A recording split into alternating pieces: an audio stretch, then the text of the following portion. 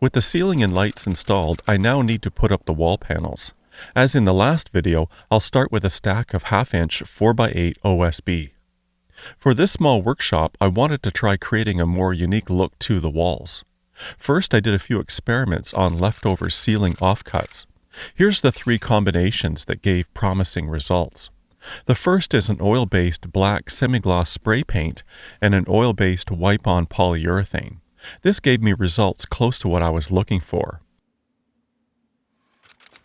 In the next test, I used an oil-based ebony stain and a satin-finished oil-based brush or roll-on polyurethane. I found the stain really soaked into the chip fibers more than I wanted, and that's not surprising as stain is designed to do that.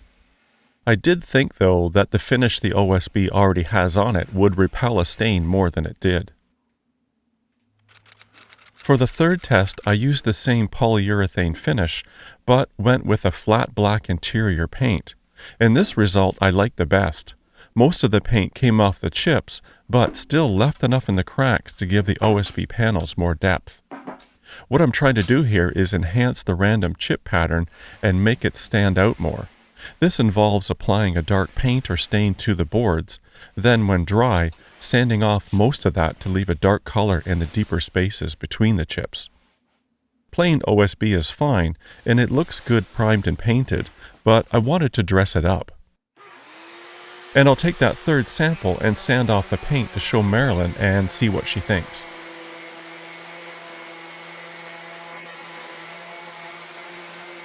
I found the thin coat of latex paint was easy to strip and didn't gum up the sandpaper much.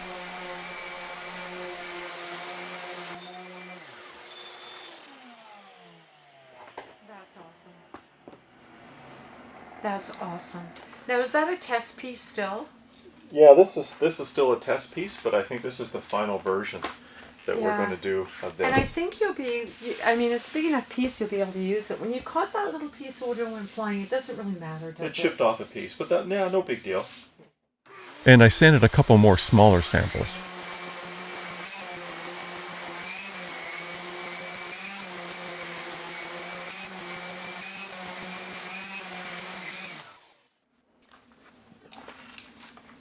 They look pretty good.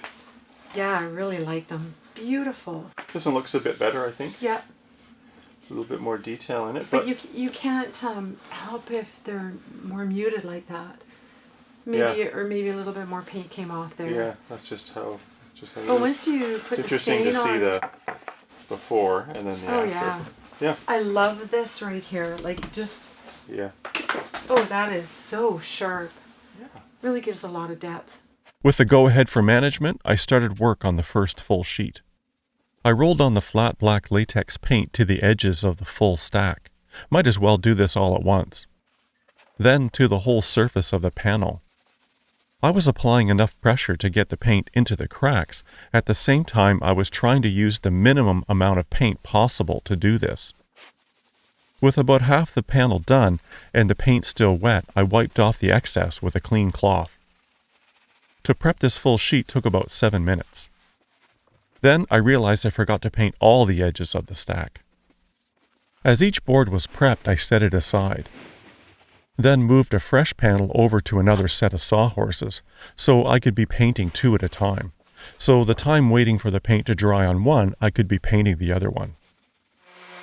And I can now sand a panel that's completely dry.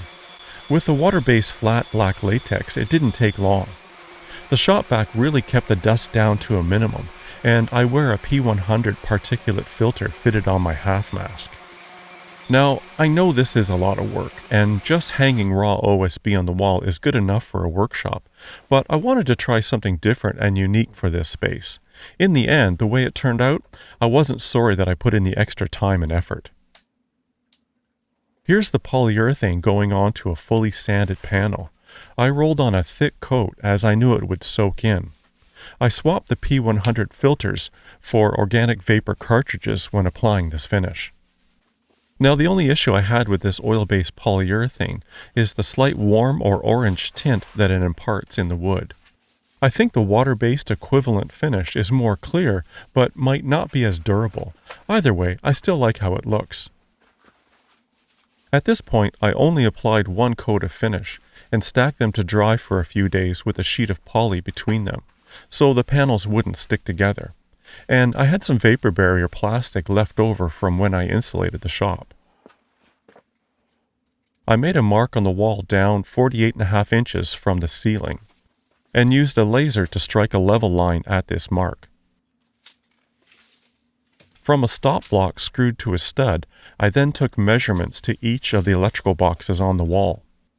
Then I transferred these measurements to the edge of a panel and used a box to trace the shape with a Sharpie. And I'll use my oscillating saw to cut these.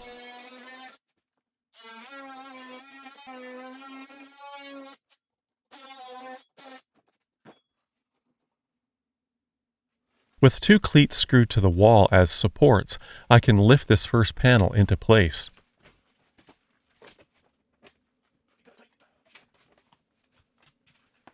It was very close to fitting, but too tight up in the right corner where it goes around the beam. I ran in one screw to hold it while I quickly scribed a line around this beam where I'd have to make another cut. So take 2, and this time it fit better. I was checking on the far end to be sure it butt up against the stop. Then I'll screw this panel finally to the studs. It seems it's always the first one that takes the longest. For the lower panels, I first needed to rip them down, and I can do this freehand with my circular saw. This lower edge will be along the concrete foundation wall. Then this is notched around the outlets, lifted into place, then screwed to the studs. Then I moved over to the north side and started adding panels to that wall. They didn't always fit the first time, but that's to be expected, and some minor trimming was needed as I went along.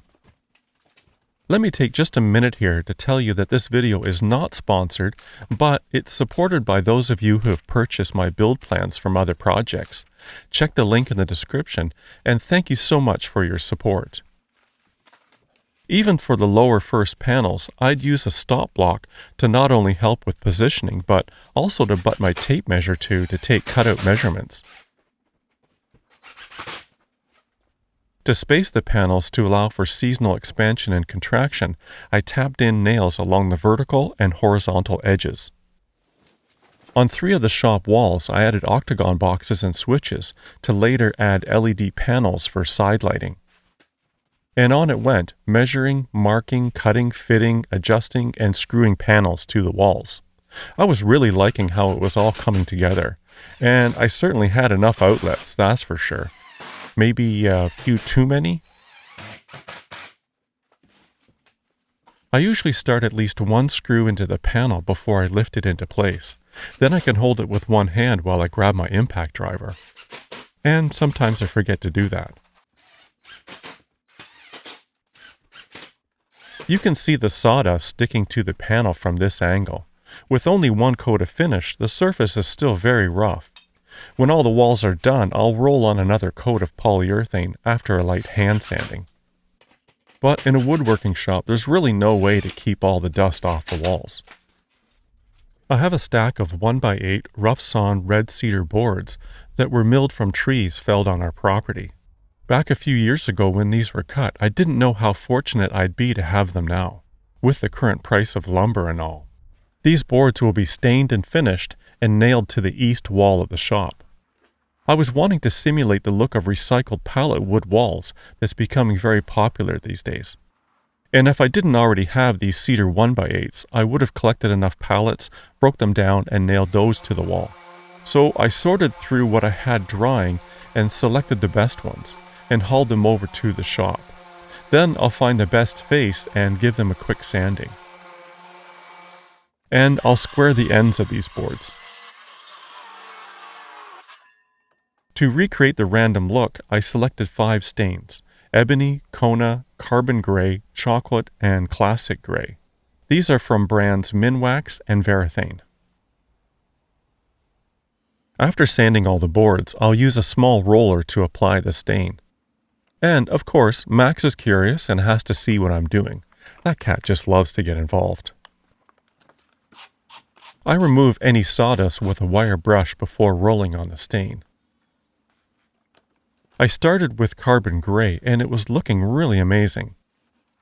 This rough cedar really soaked it up. And I'll wipe off any excess stain with a clean cloth. It wasn't long before I got into a rhythm, slowly becoming more efficient and working with the minimum number of moves to get it done as quickly as possible, 'cause there's quite a stack of boards here. And that was my entire day. The challenge was also to find enough space to lay out the wet boards to dry. It was January, cold and damp, so it would take a while. On the next reasonably good weather day, I set up outside the shop to apply a coat of finish to these dry boards.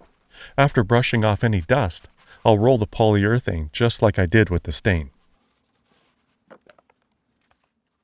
As it was too cold for the polyurethane to dry, I had to move the wet boards into the shop. I banged together an improvised 3-tier drying rack using 2x4s and a couple of sawhorses.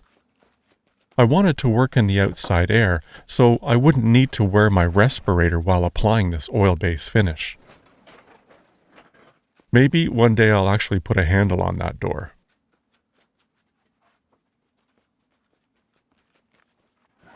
And that day was all about taking boards outside, rolling on finish, then bringing them back in to dry on the racks in the warm shop. And I just had enough rack space for all the boards. And after a few days of curing, the finish is now hard enough to start putting up the boards. I'll strike a level line up on the wall with the laser. And I'll hammer in some nails on this line to support my first board. I started with a few brad nails to tack this first board in place. I wanted to see how it looked before I used the heavier gauged nailer, in case I needed to pull the board off for some reason. All looked good, so I nailed it the rest of the way.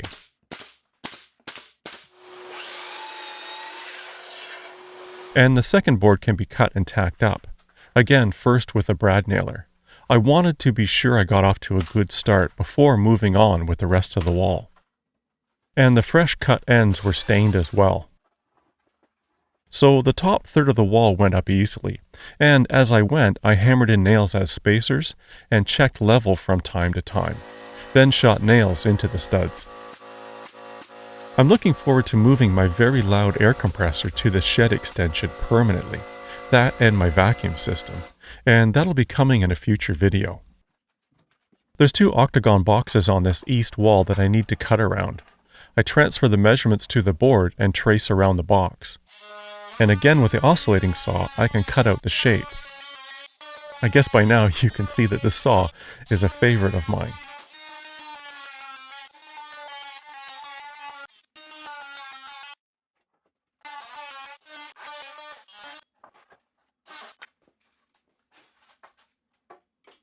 And I can check the fit of that board. These rough cedar boards are closer to 7/8 inch thick, and the boxes on this wall only protrude a 1/2 inch past the studs. When I was doing the wiring, I wasn't quite sure what I was going to do with this wall, so to cover that difference, I'll be adding a box extender. And when I reached the row of outlet and switch boxes, I started to notch the boards to fit around them.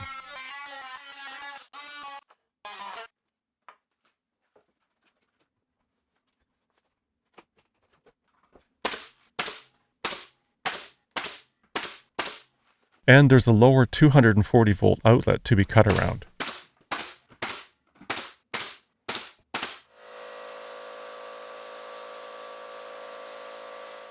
And finally, the last board.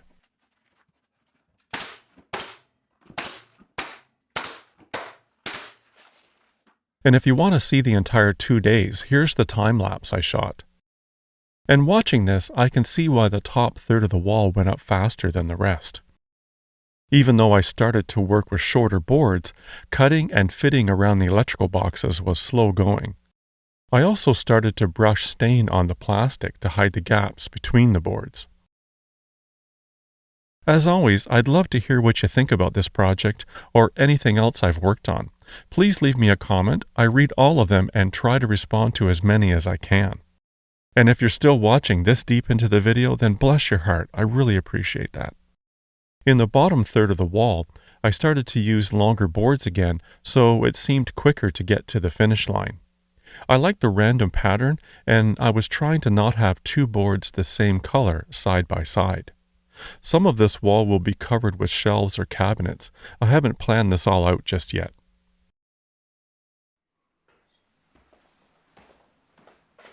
After a quick sanding and a final coat of polyurethane, I added the galvanized outlet and switch cover plates. I also took the time with a small artist brush to add a dab of paint to the shiny nail heads to hide them. In the next episode in this series, I'll add an awning to the north side of the shop. Thanks for watching, and I'll see you next time.